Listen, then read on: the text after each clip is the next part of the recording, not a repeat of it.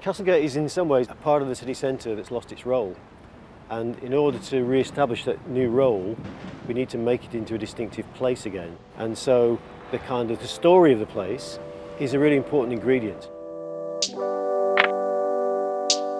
In 2014, Sheffield's markets were demolished, leaving behind a material and social void in the centre of the city.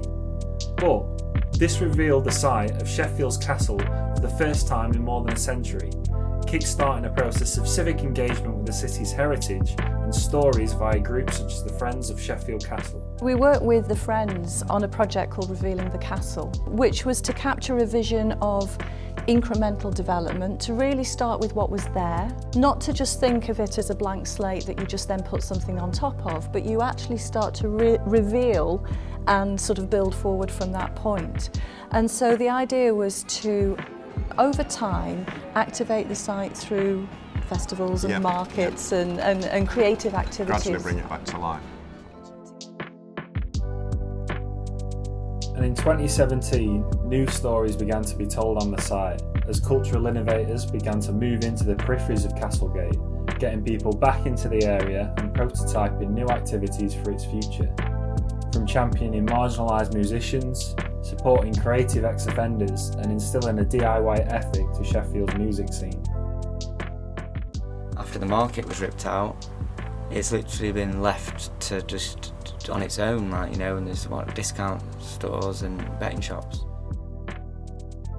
I think there's like quite a slow shift towards this not feeling like not a nice place to be, and I think that, you know, activity in the street like skateboarding, for instance, or, you know, gigs happening in the evening, or, you know, just generally when all three places on this street are open, like there's a real like buzz to it.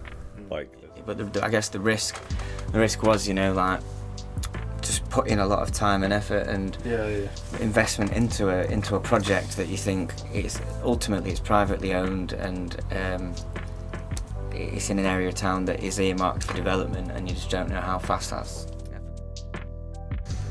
Although we're lucky enough to have had the space and had those conversations and been in sort of a street where there's like exciting stuff happening, how many more people aren't even able to find that space in the first place?